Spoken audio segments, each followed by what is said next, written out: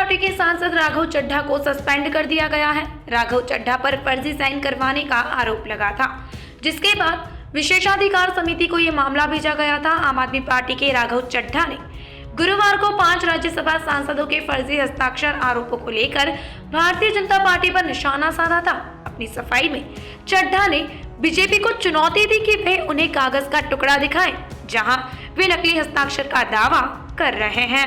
America का Hawaii island सबसे खूबसूरत पर्यटक स्थलों में से एक है। हाल ही में हवाई के माउई काउंटी में लाहेना के जंगलों में भीषण आग लग गई। इसकी वजह से मरने वालों की संख्या गुरुवार 10 अगस्त को बढ़कर 53 हो गई।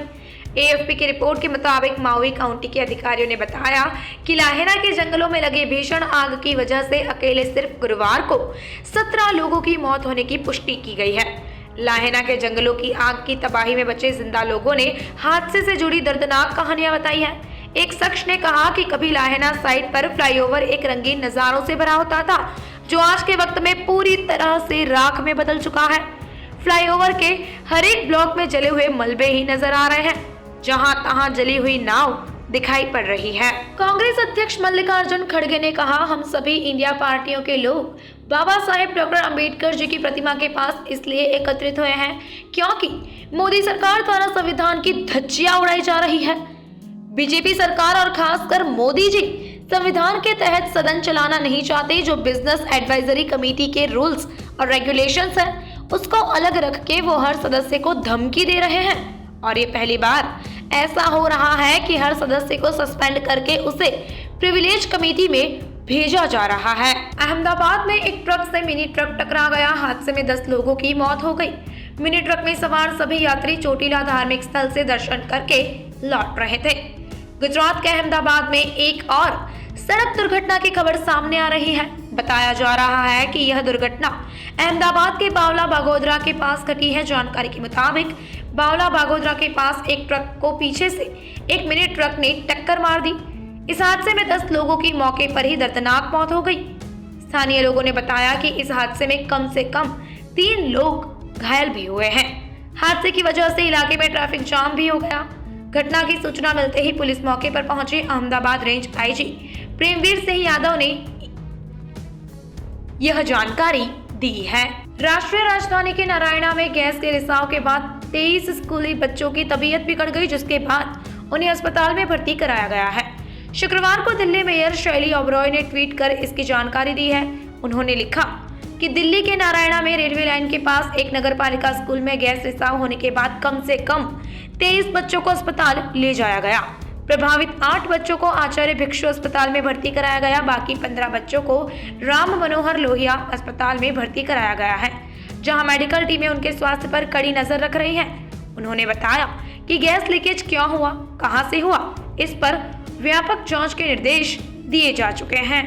अपने अलग अलग अंदाजों के लिए सियासत में अलग पहचान रखने वाले एमआईसी मेंबर मनीष शर्मा मामा का एक और नया अंदाज इन दिनों देखने को मिल रहा है, जहां वे dancing super cop Ranjit Singh और अन्य ट्रैफिक पुलिस के जवानों के साथ डांसिंग स्टाइल में ट्रैफिक कंट्रोल करते नजर आ रहे हैं।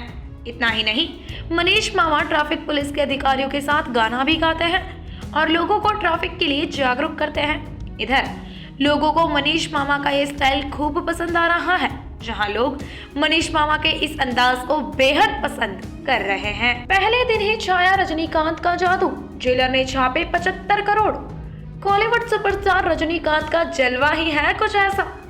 सुपरस्टार रजनीकांत की हर फिल्म सिनेमा घर पहुंचते ही गदर मचाती है। उनकी पिछली रिलीज मूवी अन्नाथे को भी तमिलनाडु और साउथ में दर्शकों से जबरदस्त रिस्पॉन्स मिला था। इस बार थिएटर पहुंची रजनीकांत की अगली फिल्म जेलर का भी कुछ ऐसा ही हाल है। सुपरस्टार रजनीकांत की फिल्म जेलर ने रिलीज होते ही सिनेमा घरों में तहलका मचा दिया, जिसकी वजह से फिल्म ने पहले दिन शानदार कमाई के आंकड़े पेश किए हैं। इस फिल्म को तमिल और तेलुगु में जबरदस्त रिस्पॉन्स मिला, जिसकी वजह से फिल्म ने पहले दिन ही 75 करोड़ रुपए से ज्यादा की कमाई अपने नाम कर ली है। सुप्रीम कोर्ट ने मणिपुर में महिलाओं पर हुए गंभीर अत्याचार पर नाराजगी व्यक्त करते हुए कहा है कि हिंसक भीड़ दूसरे समुदाय को गुलामी का संदेश देने के लिए यौन हिंसा का इस्तेमाल कर रही है और राज्य किसी भी तरह ऐसे अपराध को रोकने के लिए बाध्य है।